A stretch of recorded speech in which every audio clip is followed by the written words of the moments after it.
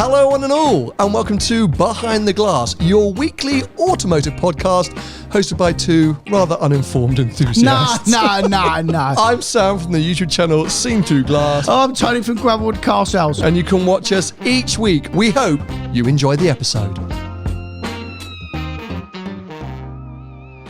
Well, boys and girls, we are finally in the new studio. Yeah, this is nice, mate. And it's warm. We finally have heating. After 6 years, we have a studio that has inbuilt heating. Yeah. So going into the winter, which we're about to do, hopefully we won't be complaining as we usually do. That it's freezing cold. Chattering. Yeah, literally. And then, I don't have air conditioning. I have no idea how hot this is going to get in the summer. We'll figure that out. Yeah. It's not actually finished yet. No. I think I'm like 90% of the way there. On this side of the room. Yes. If you sit behind the camera or either side of us, it is a tip. I mean, there is stuff everywhere, but we wanted to at least get in here and finally do an episode because we were supposed to start this new series kind of in here. Didn't quite work out. I've had some electrical issues. Anyway, it's boring. I'm not going to go into it, but we are finally here. We're in. It's exciting. Isn't nice. It feels kind of professional for us. Well, mate, I'm warm, I think, because I've got a beaming light on the side of my face. We have lights. There's like, soundproofing. There's lots of things going on. Cameras. Big cameras. We're going to add more cameras. And so there's more to come. Yeah. If you didn't see the first episode of this series, we're not always going to be in here. No. We've already done the whole in-car episodes. There's going to be more of that to come. So the variety hopefully will continue, but we do want to start using this space more, and I hope in the weeks ahead I will finalise. I'm sort of tempted. Some pictures up on the wall. Well, if you're listening, what you can't see is behind us is what we're going to call a feature wall. You're going to call it a feature wall? It is a feature wall. What about the white wall? That is what the feature wall is. Oh. It's a bright white wall. Yeah. Now, I actually think, and Tony, you haven't seen this because you don't know what the shot on camera looks like. It kind of works. It's just a blank wall. Yeah. But then I'm also like, could we get a mural up there? Could we have somebody come and do some amazing... Could we get a sponsor up there? I knew that's what you would say. Sell it. Sell the space. Sell the space. But anyway, there's potential. Anyway, it's exciting, and we are here. And we are here to... continue this new format, which we're going to be doing, I guess, once a month, a kind of agony aunt episode, which I think we're going to call What Car Should I Buy? Right. WCSB. Is that called a... Wakasaba. Is that an anagram? I think so. Is that what that's called? Yes. Right. What car should I buy? Wakasib. No, you can't say it. We need to think of a more clever way, mate. Well, obviously, it's going to have a theme tune. What car should I buy? Hey, what car should I buy? But get AI to do it, mate, because once they like the stopwatch. They like the stopwatch. They want that back. Well, it's gonna come back within this feature. So essentially, what this is we are asking all of you to continue to send us your car buying conundrums. Yeah. So this happens a lot regularly anyway, but we want it to happen more often. All you have to do is email btg@seenthroughglass.com with, a prime example. I have £100,000 and I want to buy the ultimate all-round family sports car. Doing all right, aren't Yeah, well, clearly. Where'd you get that from? Last week you didn't have any money. Now you got 100 grand. I was giving it as an example. It's an example. Jake from Derby. So we have a whole load because we've been asking this for a while, but this comes off the fact that Tony and I do get these emails, these DMs. All the while. Yeah. So we just want to sort of like jump into it, but also because of how much we disagree. Yes, I don't think we're always going to come up with the same solutions. No. Now, because we're in the new studio, I'm just going to do something which is a bit irregular for you. Oh. Yeah. And why have you done that? Give yourself a bit of space. Yeah, no, I've changed some of the microphone settings. Right. And set up in here so that you don't have to have your face in the microphone as we have previously. Yeah, because you always say, like, eat the mic. In the past, it's like, get right up in the business of the mic. We're changing things up. Okay. I might listen back to this and go, what a disaster. But hopefully with a bit of car next week, pissing you all off. With a bit of AI editing, it will sound great. Now, let me just have a little swig of my energy drink because, it's been an early start today. What have you been doing this morning, mate? Well, I was on baby duty, but also packing because I'm off to America in about an hour. No, you know this. I'm going to do Tales of Dragon. Oh, yeah, I knew that, So I'm literally leaving. You said that last week. To the people. Yes. In the Mini. Yeah, yes, exactly. Yeah. So I say that? I can say that. Yeah, I go to the airport straight after this. Yeah. What are you going to Heathrow? Going to Heathrow, yeah. Yeah, on the big plane. On the big plane, mate. To America. Yeah, nice. Yeah. Now, we went to America. We did quite a long time ago now. Yeah. We can go back. I've brought up my laptop. I'm going to need it to read these inquiries. And we're going to kickstart straight away with a very behind the glass appropriate question. This comes from Costa Cal. Okay, Costa. Question from Behind the Glass podcast. Hi, Sam and Tony. Love your podcast. I'm from Seattle, Washington, USA. Nice. I'm looking at a 991.1 GT3 at around $130,000, circa £100,000. Is that an equivalent value here? 991.1s? Yeah. Then How many dollars? £100,000. Yeah. It's about right. Sterling. Yeah, pounds. Yeah. Pound sterling. Yeah. They don't have pound dollars, do they? No. I'm just checking, mate. £100,000, yeah. I'm wondering what you guys think the value of these cars will be down the line, 3, 5, 10 years. And if it's purchased, would you consider at that price? Will the car's reputation be hurt by its engine issues? I recently passed on a .1 GT3 with 55,000 miles and replaced the G6 engine. Now he's lost me a bit at £100,000 because I think that's what the car is worth. Oh, he's gone a bit crazy. 991.2 GT3s are out of my price range. Are there any alternatives for 90 to 100,000? AMG GTR. Okay, so slow down for a second. Let's dive into this. I literally can fire anything off you want me to at this, man. Okay, no. Answer the first question. Right. 3, 5, 10 years for a 991.1 GT3, so value-wise. That's like a 2014 car. 2013, yes, right. Yeah. Be fine. Just crap engine, though. The problem is... Wait, you're so annoying today. We're doing a podcast. This is not me calling you for advice midweek for 3 minutes. Right, have I got to drag this out? Well, you just have to... What's called... not We've only got two people ask questions, haven't we? No. It's not evaluate. It's... like... You'll be fine. What do you mean by that? Fine in what sense? Is it going to go up in value? Is it going to go down in value? Is it going to hold value? You got to say, it will be fine. What does that mean? Yeah, because it'll be fine, and then you'll ask the next question, and I'll tell you why. No. Well, I'm asking the question right now. I feel like you've forgotten how to podcast. In a week, you've just turned up. I'm like, so Tony, what do you think will happen? It'll be fine. Yeah, it'll be all right. Cool, well, tune in next week, guys. Thanks so much. Why is sitting back in the studio made you completely forgotten how to do this? I quite like the car. I quite like the S-Class. Clearly. 3, 5, 10 years. Yeah. What do you think will happen to the value of a 991 GT3 in that period of time? It will be very stable.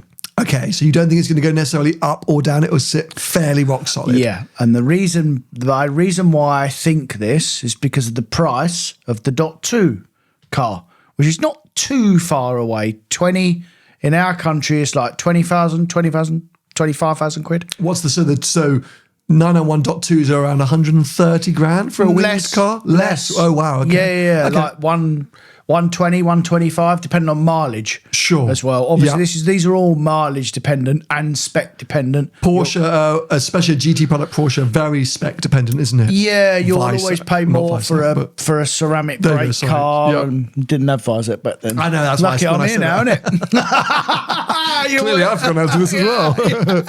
Go on. Yeah, so in my opinion, I would find the extra 20 grand and buy the .2 because everything changes from .1 to .2. The engines are way stronger. It's a proper motorsport engine. The gearboxes are better. The car's just better. Actually, if any of you that watched the episode last week said that there's not normally incremental jumps between .1 and .2, that was a big jump. Yes, good point. Because that car, the .2 is way better than the .1. He is saying 991.2 GT3s are out of my price range, so maybe in America they're stronger. Fair. So they could be. So he's saying that that's not an option for him. Okay, fine. So if you look at all the other models, still on the used market, apart from 997.2s, it sort of does start, 996 GT3s, in the UK, 70, 80 grand. Yeah. 997.1s, 80 or 90 grand. I say 997.2 is a little bit crazy, but it does sort of trickle up. So you can sort of estimate that if they're all going to keep trickling down, let's not sit here trying to give investment advice, whatever. If they're all going to continue to trickle down in the next 3, 5, 10 years, yes, you could imagine a 991.1 might end up at 65, 70 grand. I'd be amazed, mate. In terms of that low? Yeah. Okay. I'd be amazed. You don't think that'll drop that low? No, I think that's found its feet now. Okay, fine. I think that it's 10 years old, more. Yeah. They normally start to, they're easily leveled by now, but you know, and then you've got like the low mileage examples that will start to creep up, because obviously when cars stop production in general, especially limited run cars or limited numbers cars, you think, oh, there's this amount of cars when they were made, but then they start getting crashed and then they blow up or things happen, although it's rare for a Porsche to blow up and it not be put back on the road. You know, is it 75% of Porsches ever made are still on the road? Is it something like that? I saw that stat the other day, yeah. Number. So that's rare, but they just get to that point where they then start to appreciate, and you get all the old crap, which will be 80 or 90 grand, and then you'll get the real low mileage nice stuff, which starts to creep up because there's less of it. Sure. There's supply and demand, sure. like anything. Okay, so then in terms of reliability, you know, I didn't know much about these engines until you made me aware of it a few years ago. Yeah, so F&G engine, yeah. What's the vibe there? Like, what should people steer away? Is it genuinely a continued concern? Well, if they've got the new engine in them, I don't think it is a concern, as far as I know from what I know now. Because Porsche were warranting them for 10 years essentially. So, but that's out now, or it is out, because they were 13 and 14, weren't they? So that they're gone now. So yeah, you need to make sure they've got the newer engine in them. But I've not had any bad things about the new engine. So what would the alternative be? You said AMG GTR. That's the first thing that comes to my head. Yes, in that price bracket, they're a little bit less, aren't they? So maybe a bit more. A good one is still 100, mate. A nice one with nice miles, you know, with moon miles and no ceramics and, you know, not been looked after, they're probably 80. But a good one's still 100. See, my thought was to stick in that Porsche mentality, why not save a chunk and maybe get as good a car, get 718 GT4? Because 991.1 GT3 versus 718 GT4. Yeah, but people, it's not a 911, is it? It's not, and I've always claimed that. But in terms of reliability, usability, like all of the things, dynamics, but because in 991.1 GT3, I don't think is necessarily heralded as the greatest GT3 ever made. Absolutely and not. And obviously had its issues and value-wise and all this kind of stuff. Like you could save, like, what are they in this country, GT4, 75, 80 grand? Yeah, again, a good one with all the bits on it. It's probably still 85. Yeah, but so you've got a 15 or maybe 20 grand saving for a more reliable car, more usable car, more sellable car, like all these different things. If someone asked me if I had a choice between a 718 GT4 PDK and a 991.1 GT3, I'd have the Cayman. Yeah, I think I would too. I 1,000,000%. Yeah, it's a great car. I think it's a great car. Yeah, so and you're getting all the sort of benefits of the... of a newer car, more reliable car. Value-wise, hard to know because less evidence to go on, but they've been fine, right, in the grand scheme of things. A .1 GT4 manual car with loads of miles is still between 50 and 60k. Yeah, which is kind of like not far off list. Like, remember those cars when they came out, 64s?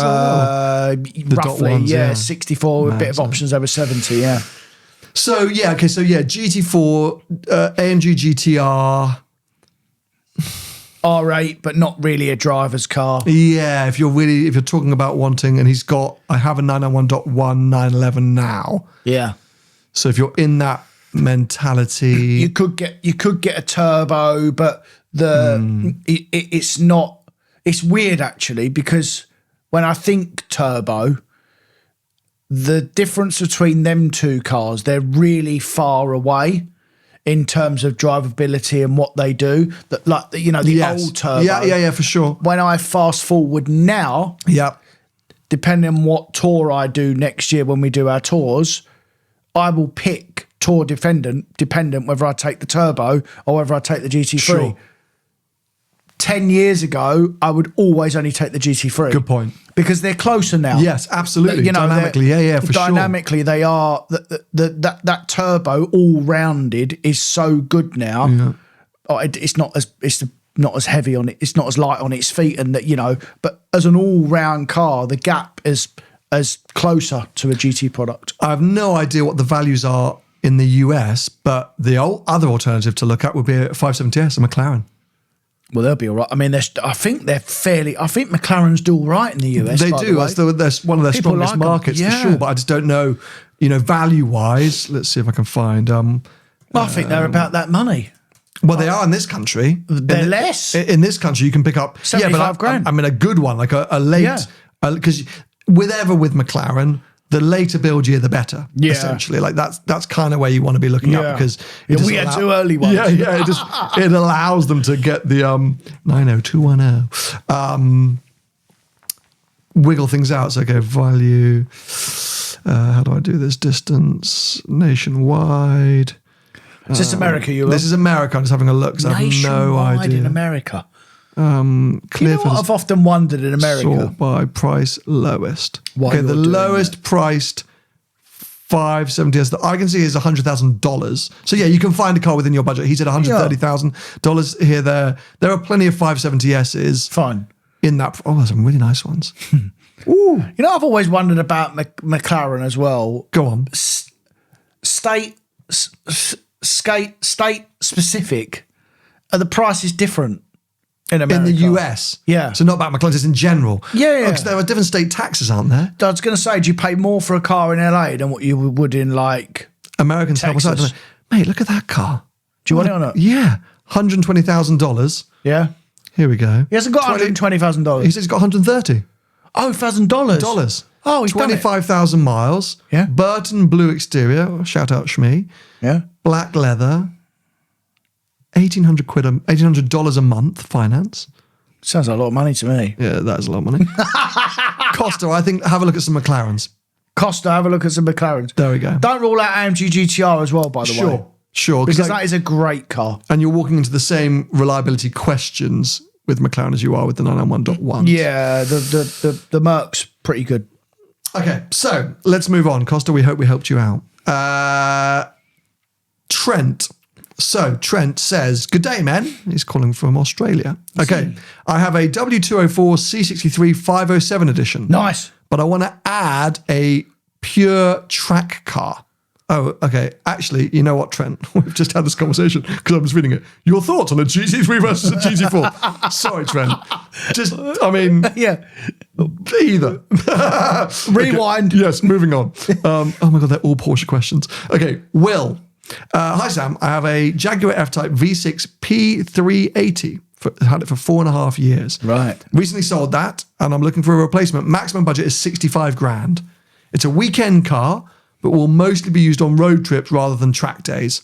The occasional trip to work, but more Sunday drives. I have considered a 991.1 4S, but I don't think it's going to be as enjoyable. Straight away, Will, don't get the 4S. Oh, by the way, he's put, I'm 6'6". Is he? Yeah. The 4S will be very boring coming out of an F-Type. No. Just no. So you want something which is kind of he's going to want character. Yeah. It's GT car. He doesn't need overly dynamic. I'm thinking like LC500 or RCF Lexus. Yeah. The big V8 throaty one. I know what you're thinking about. You know the one, you get the track pack one with the carbon boot bonnet and stuff like that. Yeah. That's a nice cruiser. I've had two that's come to mind. Go on. New shape M4 Coupe. Interesting. Does everything. Okay. That car. Yes, very good shout. A little bit boring. 65 grand? Oh, yeah. Yeah, okay. Yeah, easy. Or a bit more left field and you'll have a bit of change. The Leary A110 Alpine. Ooh, yes. Yeah. That's the A110R. Yeah. How much are they? But for a crew, like... Be all right. I thought about the Lotus, but I don't like Lotus.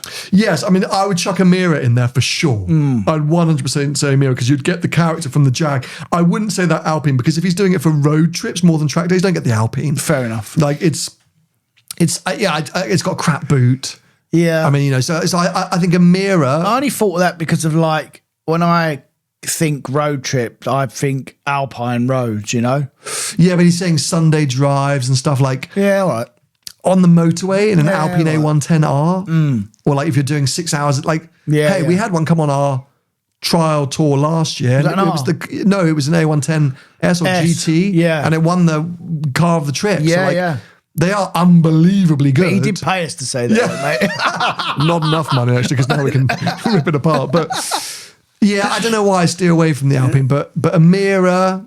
I like the Lexus stuff. What else falls into that sort of GT class? You're not getting I wouldn't look at a Bentley Continental in that price range. You would get, you're getting close to those facelift cars. Go on. Oh, he's excited. Like a 2019 V8 Vantage. Oh, yeah. Oh, what a shout. Yeah. Got the character. Oh, that's a great That's the shout. car. And you can find amazing specs. 65 grand. Get that. It's very How pretty. are they reliability-wise? They're fine. It's got a Merc engine. Fine again. Yeah. Oh, that's a fantastic That's the shout. car. Over a DB11? Yes. Just because dynamically a bit better. Yeah, yeah. So does a DB11. You're but- literally, I mean, you haven't got Apple CarPlay, but you can get it fitted. You're literally gonna be well like done. you're gonna be. You wait a minute. You're gonna be literally like a lord every time you pull up at a petrol station. It's an Aston Martin. If you haven't got a bird, you'll get one. But going to hotels, like... Everything, mate.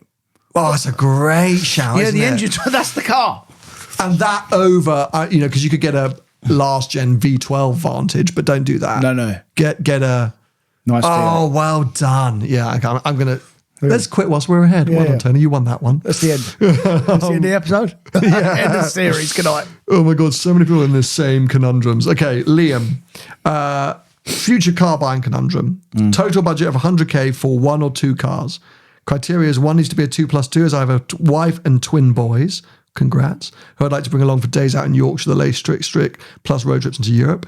Car needs to be able to handle GT/road trip duties, early morning solo blasts on B roads with a potential occasional track day. How much? 100K. Should I spend the amount on one car or split and get a dedicated car for each? My current thinking is 2009 to 13 Aston DBS for the GT and a Lotus Exige for solo trips, or the likely 911 one-car solution. Look forward to hearing your thoughts. Don't discount the 911 if you've got twins and a wife. Like, I don't know how old your boys are, but like, it's not that comfortable. Like, No. that is a 2+1/2. Like, it's not a 2+2. Yeah. If they're babies, you get away with it. Or not even babies, they've got to be like 4 or 5. Yeah, like just not really a vibe. I mean, something you could really look at for that price, though, is an FF. Because that is going to do everything. You got 100K FF. Okay, yes, like reliability, maintenance-wise, you're going to have a chunk of money aside for that to keep one going. Break that car. We can do better than that. Or within that price bracket. I'm just thinking Ferrari, like, that's the only, yeah. So I don't know. I think FF is a great one to look at. They do, you can rack up bills though. That's the problem. Just be aware you can rack up bills quite easily in those. Yeah. And you have to keep it on trickle and all that kind of stuff. Like, it needs taken care of. What does he want? Something dynamic, but practical. Either one car that does it all or two. So you could either go, and again, Bentley Continental at that point, the last Has it got to be a coupe? No. He said it, the world is our oyster. 100K for either one car that does everything Oh, no. or two cars. Oh, I know what it is. Then you get some money. Just get M3 Touring.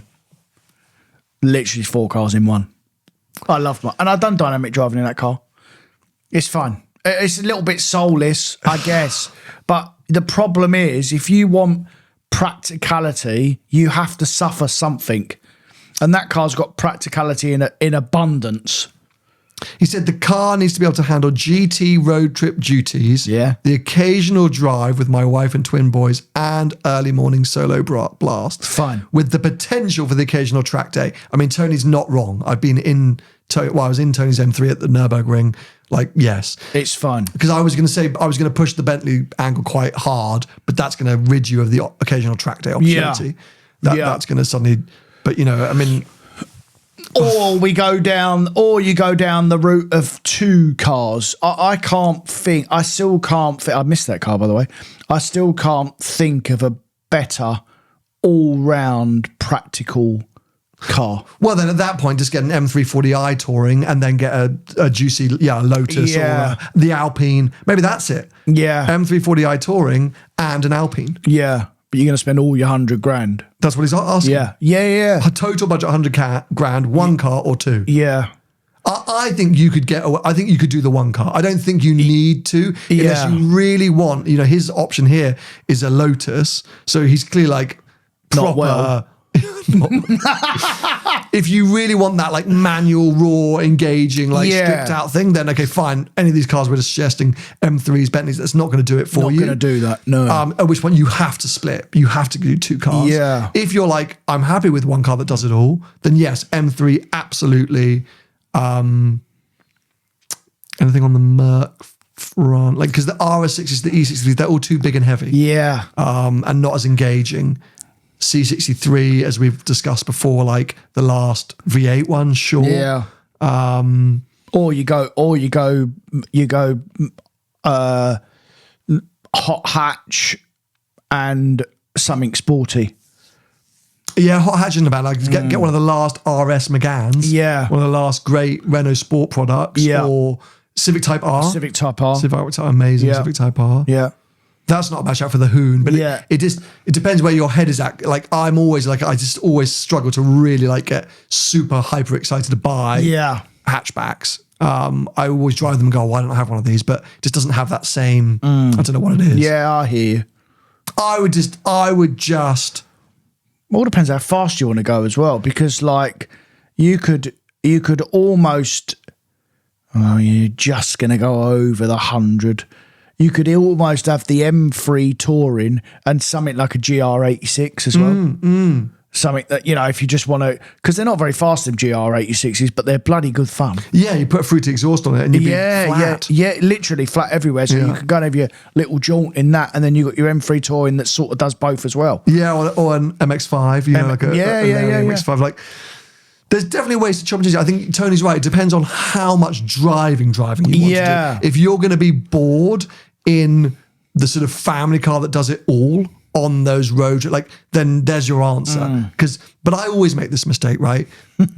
Therefore, the daily should just be a proper daily. Like the family car should just be a family car. Get a Range Rover. Just get something comfortable, that's stylish, that's in a spec that you love, that it's just really nice, and then have the sports car. Or do it all in one, because the having a sporty daily and a sports car, but you just end up not using one of them in the right way. Yeah, it's true. Yeah. It literally all depends what you want from a car. Yes, what your actual driving experience is. Okay, let's get away from the high end stuff and the 911s. Here we go. Archie, been a diehard viewer listener for years. Oh, thanks. Didn't actually need to read that part out. You must be the only one. 20k budget for a fast hatchback. It's my daily. It needs to be good with camera kit in the back. The obvious choice is a Golf R Mark 7. However, I don't like what everyone else has. So I bought a 2019 Mini Clubman JCW. Sick! Love that.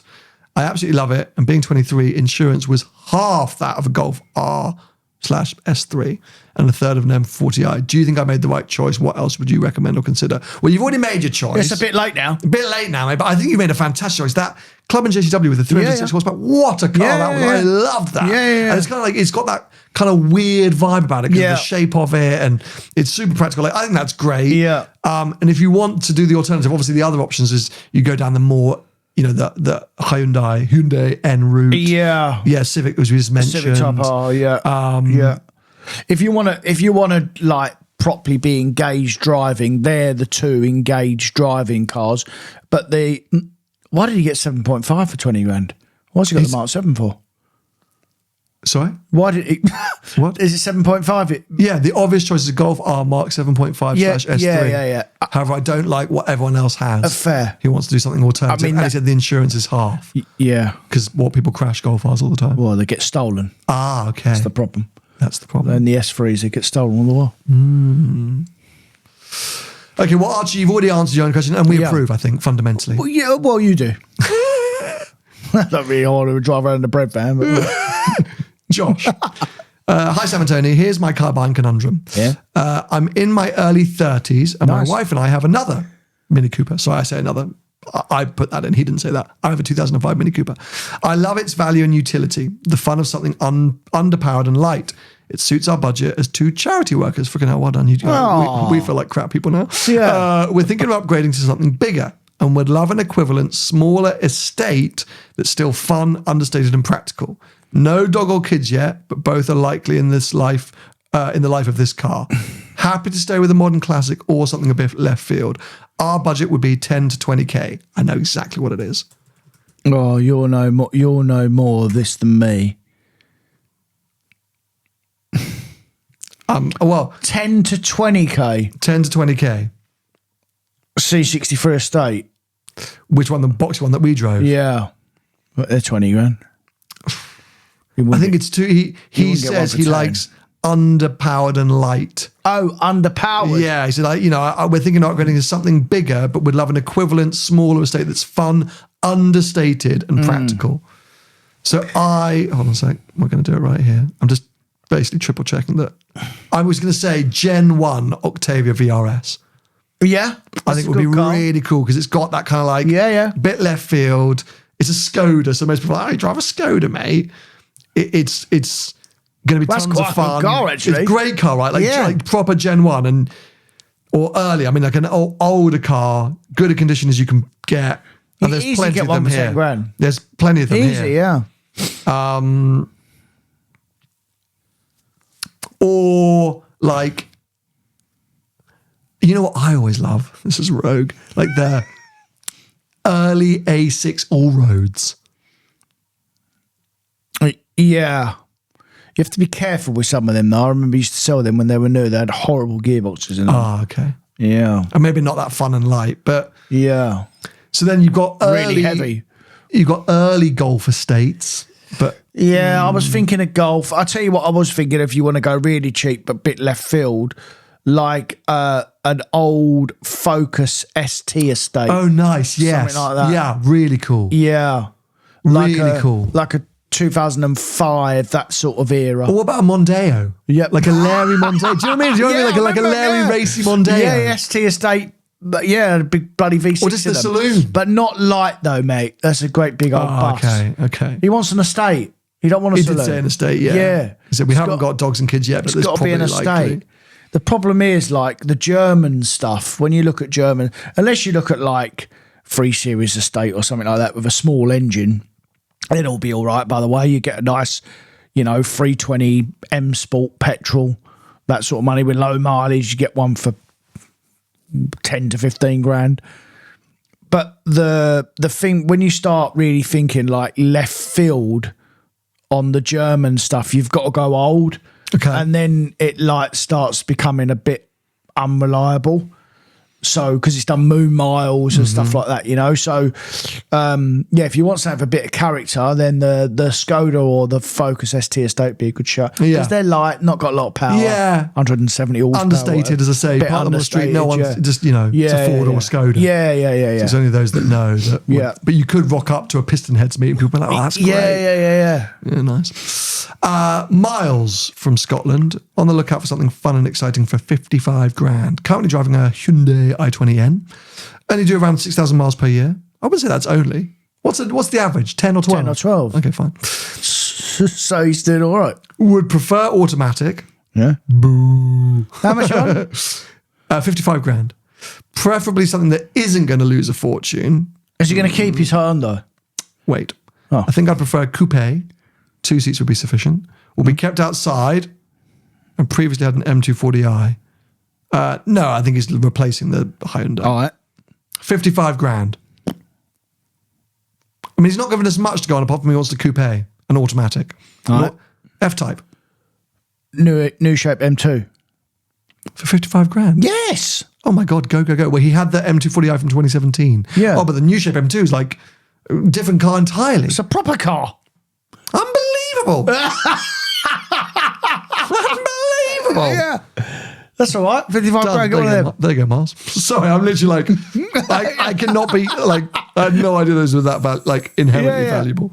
Okay, we're going to do 2 more that are completely different. So firstly, Scott, car bank conundrum, budget 150 grand. Oh, now we're talking. This is better. Right, usage, weekend car plus European touring for my wife and me. We need enough luggage space for trips and room in the back for a small-ish dog. We don't need a 4-seater, but we do want a 2+2. We have to often visit our children at university.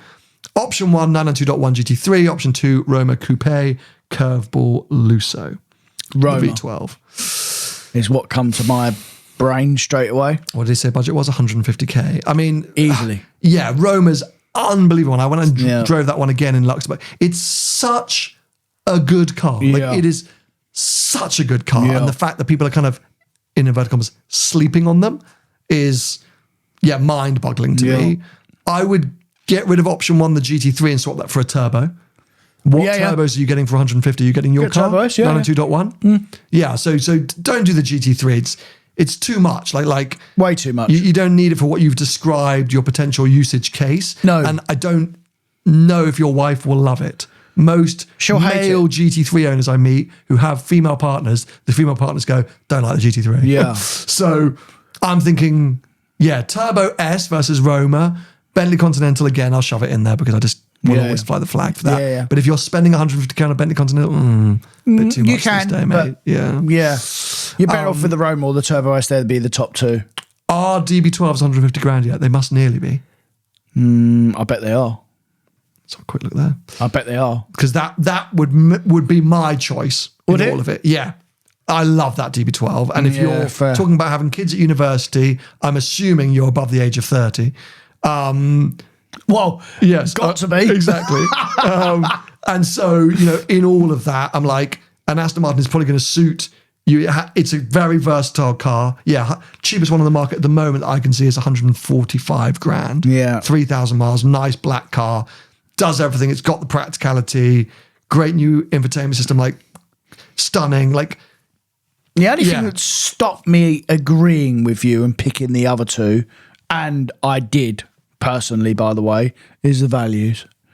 Because that's still got a way to fall, that DB12, whereas the Roma and the Turbo S less so. but the problem with Romas that scare me is if you're buying one with low mileage of a nice spec, you're paying 150, 140, 150. But as we've seen, 160 even. high mileage, and I say high, I'm talking about 12, 15,000 miles, no carbon options. But they're down at 120. So you say they've... Are they 120 though? Yeah, that car that I very nearly bought was 120 for 15,000 mile blue potsy, tan interior, lack of carbon car. Really nice car. Ferrari approved used, 120 grand, mate. Yeah. So if you're picking up a Roma Coupe with 4,000 miles, but you're going to use it, you do have 20 or 30k to fall. Yeah. And I think a DB12 100 is probably going to do the same in the next 2 years' time Maybe. because DB11s aren't absolutely, DB11s are a B 80 grand. Yes, mate. you're right. As 70 grand. I say that, I just said it, I'm just but- going to stop talking now. Yeah. The Lusso, I always and ah about. Yes, love it, brilliant.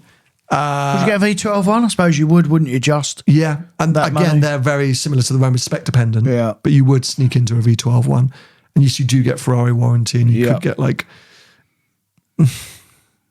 They're a you board to get come out Ferrari of. warranty still. Yeah, you would. Yeah, it's because you under get 15 years old. 2 year approved used. Yeah.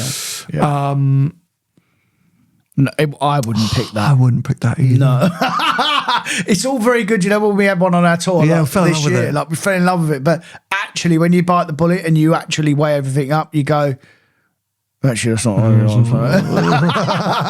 Very nice idea. yeah, it's a really good idea. So Roma Coupe, I think we're both leaning towards. I would genuinely DB12 it. Okay. Given what they've described, what Scott's said. Oh, you go DB12, I'm going to go Roma. And neither of us are going Turbo S? Well, I bought a Turbo S, but yeah. Okay. For me, I bought a Turbo S because that was my preference. Yeah. But I think if you're, and for what I want to use the car for, I think if you want a bit more wow and a bit more, I'm driving a Ferrari. Yeah. Because there is a difference, mate. Driving Yeah, a of Ferrari course, and of driving course. a Porsche. Yeah. But I like the fact that the Porsche is very understated. The Ferrari's a bit more in your face, and I like the fact that I can literally just lead the Porsche on the street. Yeah, sure. And know, okay, fine. Yeah, it's just a Yeah. grey 911. Yeah, Well. yeah. Okay, last one from Annalie in Germany. I'm looking to buy a sports GT car. Budget's around 40,000, which I'm guessing is 40,000 euros, let's say. So we're not going to be completely bang on with some of our suggestions here. Currently got a Jaguar XE diesel with 200,000 miles on the clock. Nice. And we'll keep that. So this is looking for a fun weekend two-seater coupe. So potentially F-Type. V8 is too much power, I think, so happy with the V6. BMW Z4 or Supra. Any suggestions are welcome. So around Supra's 40 not a grand. bad shout. This is a little bit your market than more than Supra's mine. not a bad shout because they'll hold their money them as well, them cars. I don't think anyone's going to go for it, but TTRS? Yeah, no one's going to go for that. No one's going to go for it, is it? Such good cars though, aren't they? Yeah. I mean, the obvious one is obviously the older shape M2 comp. Mm-hmm. But yeah, I don't know whether now, if I had the choice, M2 comp or Supra, which one I'd have. They're both in that realm, Yes. essentially. If you want to go old, you could have like an old Aston Vantage. If you wanted to go old, For sure, but we're then going to you're give you causing loads yourself of a characters problem. like that. But yeah, I think you're gonna. I mean, obviously not too scared. 200k miles on the clock of the Jag, but this is a weekend fun two-seater coupe doesn't want another for Jag. long trips. He doesn't want another Jag, does he, mate? He's got a Jag. Is Annalie a female name? I mean, it could be both. Is it male or female? Sorry, Annalie. I think Annalie's a female's name. What? And you've now changed your mind because it's a female? No. But you just said he, and I was like, that's quite offensive. If Annalie is a German feminine name. Oh. And if you're a dude with a female, hey, rock it. Why not? I actually used to know a guy called Ruby when I was growing up. Nice. Yeah, that's quite cool. It's quite a nice name. We're going to assume, Annalie, that you're female. Okay. Because I think, you were like, it doesn't need it. I was like, well, that's going to be a bit harsh if it's a girl. So let's assume you're female. So she could, Supra or what else? I wouldn't go old, but I wouldn't do that. For long trips. You want something that's not going to break. Two-seater coupe. I mean, you could go old M4 or the C63, that one that Paul had. What was that shape? Yeah. Yeah, they're pretty cool, aren't they? C63S. Yeah, C63. Like an 18 plate, 19 plate for that money. Yeah, you get one of them. That would be a cool car. Yeah. Again, in a nice Big German spec. muscle. Yeah, very appropriate. I used to love them cars, by the way. Yeah, they were good for a hot minute, weren't they? Yeah. The edition ones with the silver, grey and yellow stripe. Yeah. They were cool cars. I still sell them now. Do you? Still, I've got one in stock. Really? Oh, Yeah. hello. Yeah. I actually forgot, but people just overlook them now. Yeah. It's a bloody good car. Especially for the money. It's like 70 odd grand new, that car. I still got loads of character because the V8. Is that what we're leaning towards then? I think so. I think it's a good shout. Though. Over a Supra? Yeah, I think so. me too. Especially for the long trips. Nice big V8. Yeah. We get a de-restricted one and do 180 mile an hour. Bloody hell. Yeah, put fruit exhaust on it if you want. Oh, you just leave it. Yeah. You get a pre-OPF car. A good point. Of course, they were pre-OPF, weren't they? Yeah. It's a Nice bloody good car. specs. Yeah, you can get very... Mr. Pan roof. Nice wheels. And then does Tech just do a CarPlay or Android Auto retrofit? Some of them I got them. Really? Some of them I got CarPlay. For 40k? Easily for 40k. Wow. I got one at 35. Well, there you 18 go. plate car. That's what, yeah. Yeah, I think that's a good shout. Yeah, that's where I'd go. Yeah. Would be a bit of muscle, European muscle car. And Annalie reply and let us know if you're a boy or girl. Just because we're intrigued. In 2025, you've got to be so careful with these things. Or you or them. I don't know. Crap. Are we really wading into this? But we can say it for everyone, mate. Yes, maybe we should start. We need what's called compliance. You never an advisor. What is, you know what I mean? You know what I mean? Oh, mate, do we have to? Everything has to get checked of how we refer to things. Anyway, not really. Well, there you go. Thank you so much for those of you that submitted those. There are tons more, but we could be here all day. Thank you very much. And we hope we've offered some kind of help. I'm not sure if we have. We have, mate. We've pulled some belters out of the ass there. If you're UK based, always, of course, go and check out Gravelwood Car Sales for the worst cars available in the market. But maybe you've got some cars that fit into that. So I'm going to America. What are you going to do over the next week? I'm going to do some work. Are you not going anywhere, not doing anything? Not No, doing mate. car I'm not. adventures? It's bloody November now. Yeah, it's getting grim, isn't it? It's horrible, mate. But I'm going to go on a snow mission. When? Well, I'm going to wait a little bit longer because there's no snow around at the minute, but I'm going to put some winter tyres on the Project 8, go up to Scotland. You want to come with? Bring the Turbo S. Yeah. Yeah, because that's why I was in December last year with Swiss Quote Bank Europe, and that was when we had that heavy snow, and I was in a Turbo S in snow in Scotland. I thought this is amazing. But is it snowing there? Not yet. I'm going to go in December. Will it snow in December? I don't know. It did last year. That's where I'm going to go. My money going if it's snowing. Can we check? You're on the wind up today. Yeah. Anyway, we'll be back with you next week for another episode, and I hope you've enjoyed the first formal "What car should I buy? What car should I?" It's quite good, isn't it? I quite like doing this. There you go. All right, we'll see you next week. Bye bye. See ya.